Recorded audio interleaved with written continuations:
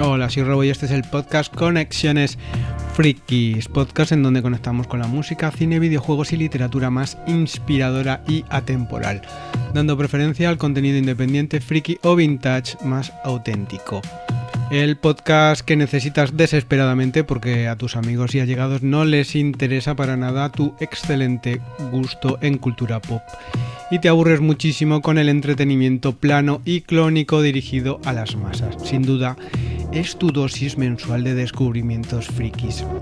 En este capítulo, el músico islandés Junius Meinband te alegrará el día. Los misterios de Egipto y la bipolaridad unirán al Caballero Luna con Dr. Jekyll and Mr. Hyde, y Ender te llevará fuera del planeta.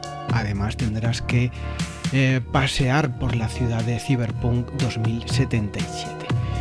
Y pues empezamos, vamos con la musiquita. Junius Meinband es un artista islandés al que, como siempre, he descubierto tarde, pero qué descubrimiento. Su música es una mezcla de soul, funk y folk con unos arreglos sobresalientes, unos teclados blueseros maravillosos, una sección de viento que levanta el ánimo a cualquiera, unos cuidados coros angelicales, todo esto y más para conformar un sonido limpio y cuidado al detalle. Esto se amplifica si tienes la suerte de presenciar su directo, en el cual se acompaña de unos músicos tremendos. Yo no he tenido esa suerte, pero espero tenerla pronto. Aunque toda su discografía es espectacular, ha sido su trabajo llamado Floating Harmonies el que ha terminado de enamorarme. Creo que es un álbum redondo en el que no hay canción floja y que cualquiera de ellas te puede arreglar un mal día. No entiendo por qué no ha tenido una mayor repercusión. No digo que este artista no la tenga, ya que lo descubrí en la radio, pero digamos que no es un artista que llene estadios por el momento, y yo agradezco muchísimo pues que todavía no tenga tanta repercusión. Aunque les deseo todo lo mejor, la mayoría de las veces acabo prefiriendo pues a los artistas que se muestran más cercanos que a las grandes estrellas del rock. La portada también es una preciosidad y está creada por él mismo.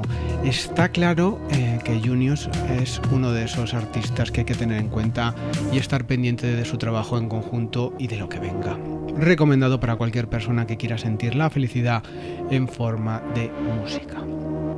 Y bueno, también he estado viendo unas cuantas series y bueno, pues hoy toca Caballero Luna. Caballero Luna narra las aventuras de Mark Spector, un personaje con trastorno de identidad disociativo, al estilo de Jekyll y Hyde, pero en un contexto de defensor místico. Luchará para que la luz prevalezca sobre las amenazas oscuras que intentan acabar con el mundo.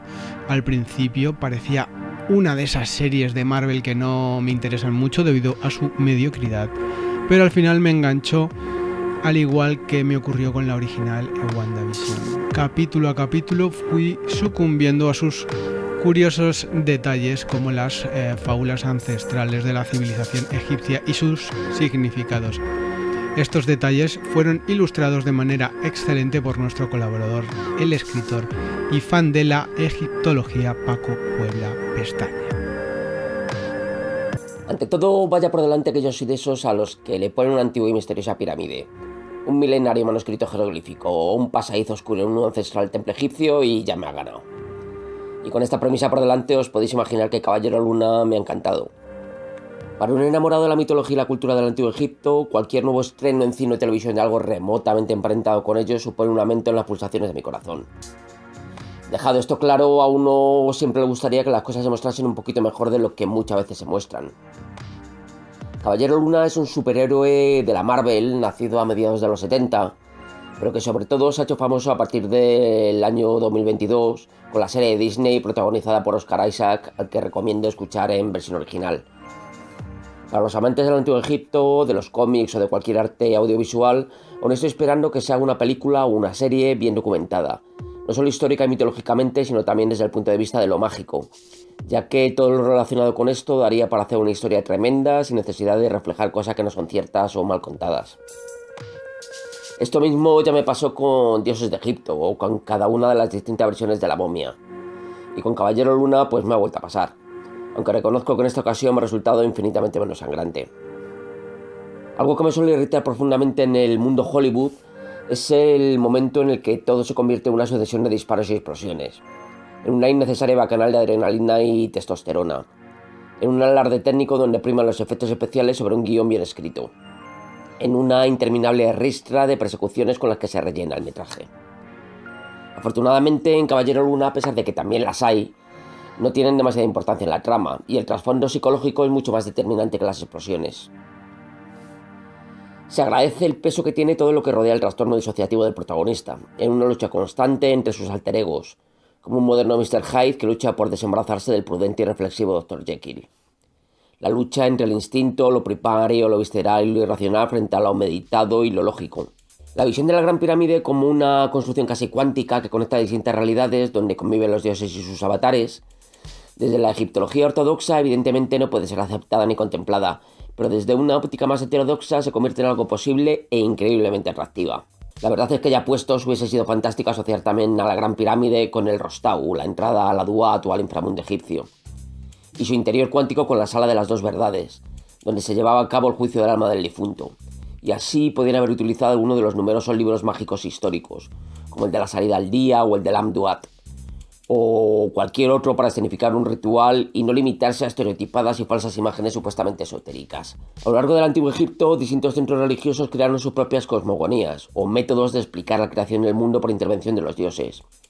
La que se muestra en la serie es la Eneada de Heliópolis, aunque en realidad esta estaba compuesta por 9 dioses y no 5 como aparecen en la serie.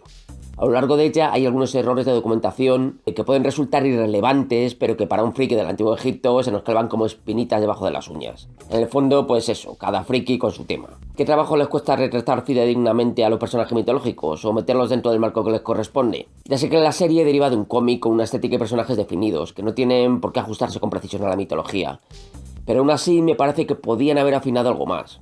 Más que nada porque la serie, ya como está, tiene muchísima más calidad que la media de productos Marvel, pero que si se hubiese liado un poco más fino en algunos aspectos, la serie sería simplemente la hostia.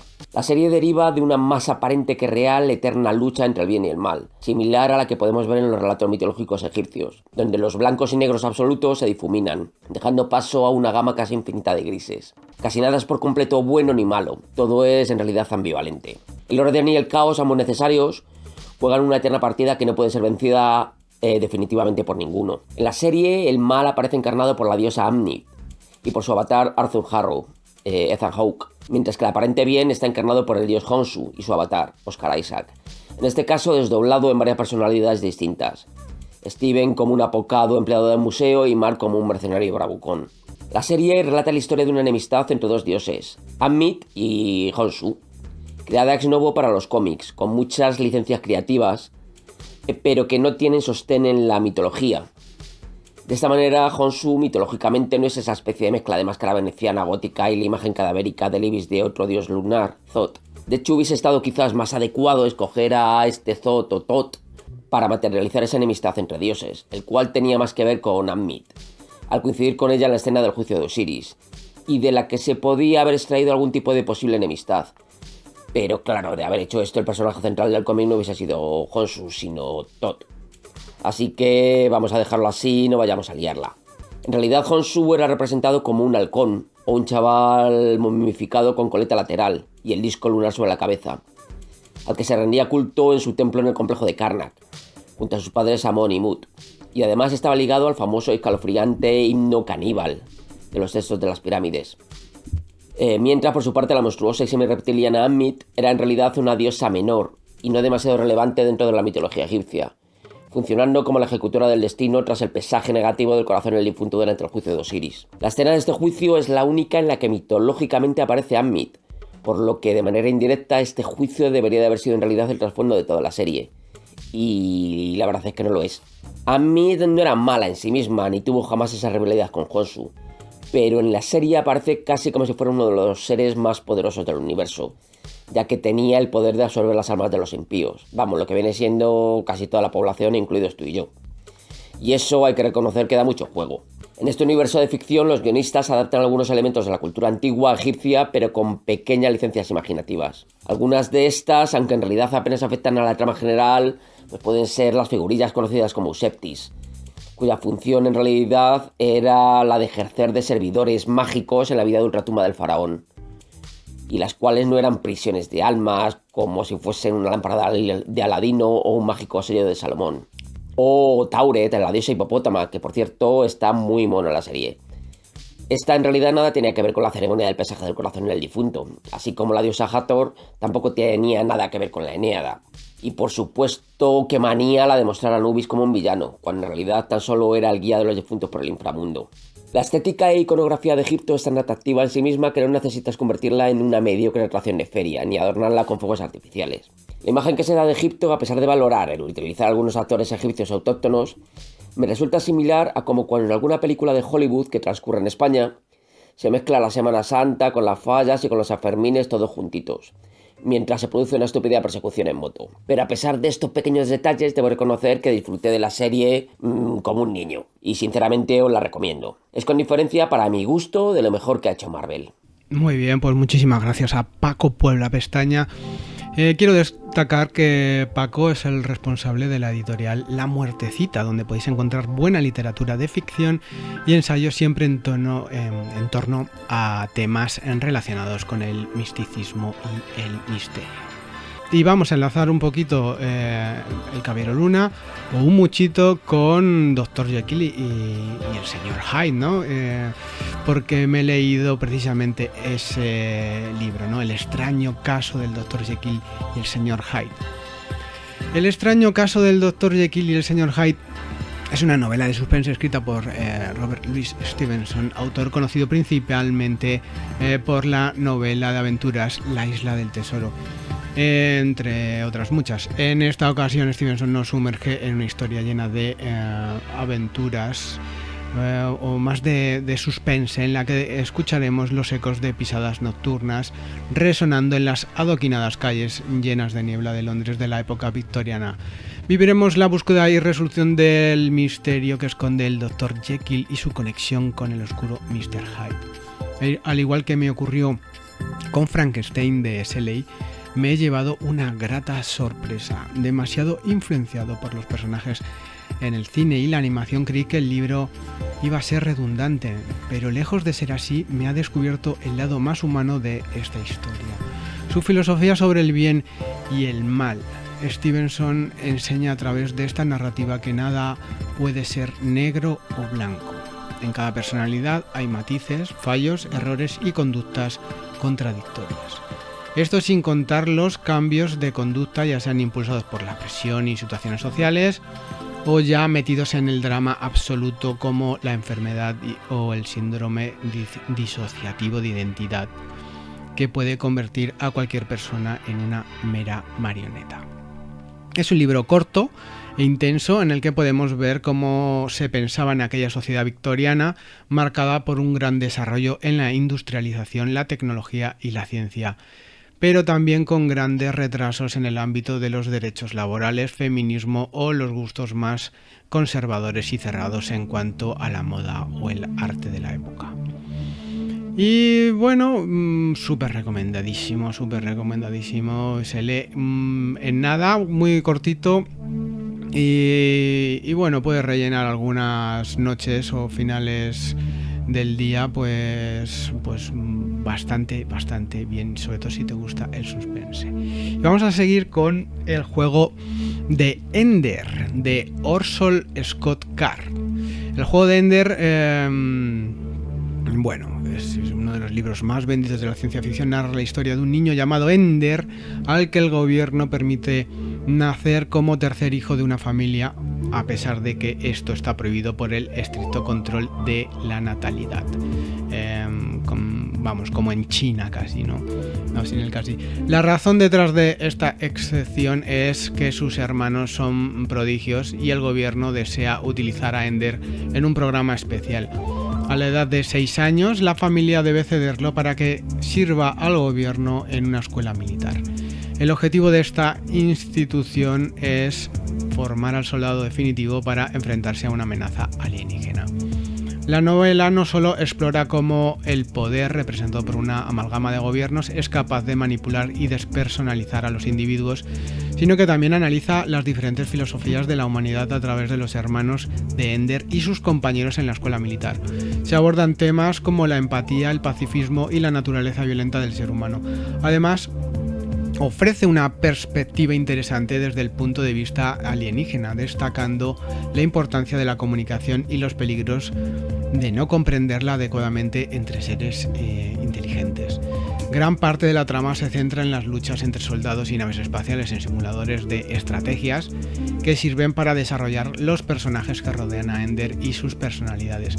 Estos simuladores están fuertemente influenciados por los videojuegos e incluso se presenta un auténtico videojuego dentro de las consolas personales de los soldados, utilizado para psicoanalizar e influir en sus mentes. Una especie de videojuego de rol. El juego de Ender entra en casi la mayoría de listas que he encontrado de los mejores libros de ciencia ficción de la historia. Quizás no en la mía personal, ya sea por el carácter militar de la obra o la alineación y manipulación salvaje de las personas, en este caso niños, para el fin que sea. A mí me inquieta bastante este tema, ¿no? En concreto.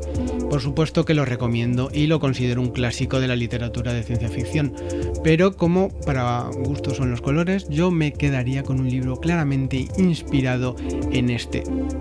Seguramente peor narrado y muchísimo menos profundo, pero tremendamente divertido, sobre todo si te gustan las historias plagadas de detalles de la cultura pop. Estoy hablando de Armada de Ernest Cline. O quizás Armada sea un buen comienzo para abordar la tremenda profundidad y el drama de El juego de Ender, que es una excelente opción también. Especialmente teniendo en cuenta que es solo el primero de una serie de 5 libros y una saga paralela de 3, lo que garantiza una amplia cantidad de material para explorar si de verdad te gusta mucho la novela. Y bueno, pues hablando también de videojuegos, he estado jugando y bueno, mi idea era de poner varios, pero al final me he liado con uno que tenía pendiente desde hace 4 o 5 años. Y bueno, su nombre es súper conocido y súper popular, que es Cyberpunk 2077. Cyberpunk 2077 del estudio CD Projekt nos llevó de hype, ¿no? Desde el principio. Nos llenó con ese hype desde el comienzo, pero cuando finalmente se publicó vino la gran decepción al ver que el juego estaba roto e inacabado. O sea, una promoción a tope, prometiendo el oro y el moro y de todo, y luego al final pues nada, el juego estaba casi prácticamente injugable o no, vamos, no tenía nada ni la mitad de lo que prometía. Sin embargo, tras varios años de parches y revisiones, pues ha logrado acercarse a la idea de muchos que muchos teníamos de ser el juego Cyberpunk definitivo. En mi caso, como suelo ignorar los juegos de salida, precisamente por estas cosas, intento jugar solo a videojuegos que considere acabados. Aún así, cuando me hice con él, después de esperar tranquilamente 4 añazos, me costó un poco más disfrutarlo de lo que pensaba. Porque al principio parecía ser solo otro shooter y cada vez me gustan menos los juegos de disparos. Afortunadamente pues pude sumergirme en él, ya que el aspecto del rol está bien implementado. Elegí jugar como un personaje corporativo y desarrollar habilidades para convertirme en un netrunner, lo que me permitió completar la historia principal sin necesidad de disparar, utilizando estrategia y el hacking en su lugar. La narrativa finalmente me atrapó. La historia trata sobre una especie de hacker mercenaria a la que le implantan una doble personalidad en forma de Keanu Reeves, el de Matrix, ya sabéis, con la que interactúas y discutes durante toda la trama principal. Tendrás que liberarte de esta influencia si no quieres que anule tu verdadero yo. Además de la historia principal, el juego está repleto de tramas secundarias y te da la opción de trabajar para la mafia corporativa, el gobierno o mercenarios a sueldo. Por el camino te encontrarás con más de un personaje famoso. Yo me he encontrado directores de videojuegos, DJs, actores, incluso disfruté tremendamente de una actuación holográfica del artista Grimes, que me dejó flipado. Hablando de la extensa banda sonora, dividida en 4 volúmenes y creada por productores para mí desconocidos, es más que interesante y totalmente inmersiva cuando jugamos. Además, cuenta con una radio en donde hay mucho synthwave, industrial y techno, o combinaciones de estos géneros con otros como el hip hop, el rock o el pop. La música elegida para las emisoras de radio encaja a la perfección con la ambientación en la mayoría de casos, pero por alguna razón no ha conseguido emocionarme con ninguna de sus canciones, cosa que he echado bastante en falta. Unos cuantos hits que disfrutar en plan Nine Inch Nails, Vangelis, Contrast, Perturbator, Carpenter Brut, Depeche Mode, The Prodigy, etc. Un sueño de banda sonora que podría haber entrado en el tremendo presupuesto que ha significado la realización de este videojuego.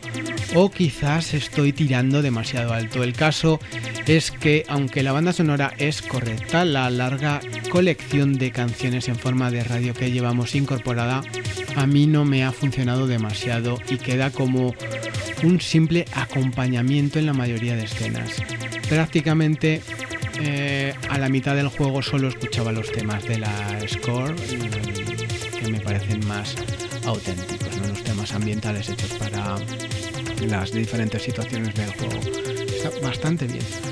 Bueno, Cyberpunk 2077 está lleno de referencias a clásicos del Cyberpunk, desde la literatura de libros como Neuromancer o Snow Crash hasta el cine con películas como Blade Runner, The Matrix, Akira o Ghost in the Shell, e incluso otros videojuegos como Observer, System Shock o Deus Ex.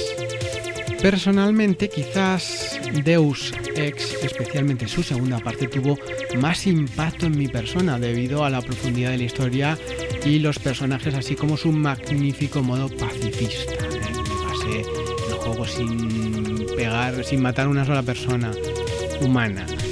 Sin embargo, Cyberpunk 2077 también tiene detalles muy interesantes y lo he disfrutado bastante, sobre todo al descubrir que las misiones secundarias, en especial de investigación, hacen que el juego sea más interesante y profundo. Aun con sus fallos y su mala fama de salida, creo que con el tiempo se convertirá en un juego de culto, debido pues a sus múltiples finales, todos muy interesantes. Yo he llegado a terminar 4 de ellos, cada uno muy diferente al otro.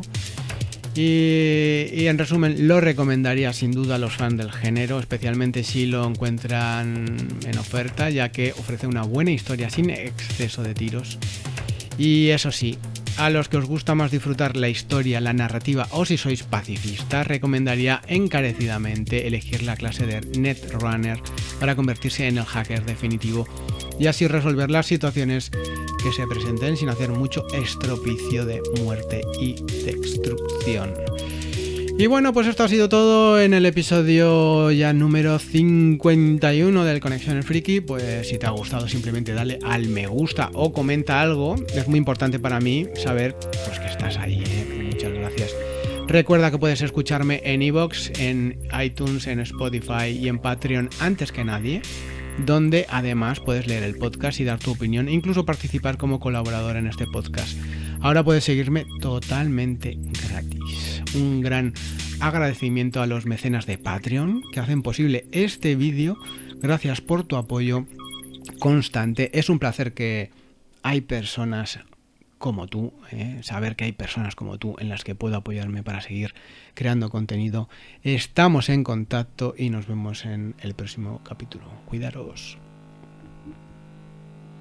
Solo recordarte que te ofrezco este vídeo, el podcast Conexiones sobre música, cine, libros y videojuegos, toda mi música, directos, sesiones de DJ, tutoriales sobre sintetizadores y samplers, librerías de sonidos y mucho más en mi Patreon, donde puedes comentar, leer mis artículos y estaremos en contacto. Anímate a apoyarme mensualmente o simplemente un mes. También puedes apoyarme comprando en mi Bandcamp al precio que elijas cualquier álbum en digital. También mis bandas sonoras junto a libros en formato físico y ediciones limitadas en formato cassette de mis recopilatorios. Si haces música, puedes apoyarme uniéndote a DistroKid por medio de mi link y así nos ayudaremos mutuamente. También he creado una tienda digital en la plataforma Gumroad para que podáis haceros con mis soundpacks de patches para sintetizadores y samples para samplers. Tu aportación es vital para crear contenido y seguir adelante en mi vida diaria. Muchas gracias y hasta la próxima.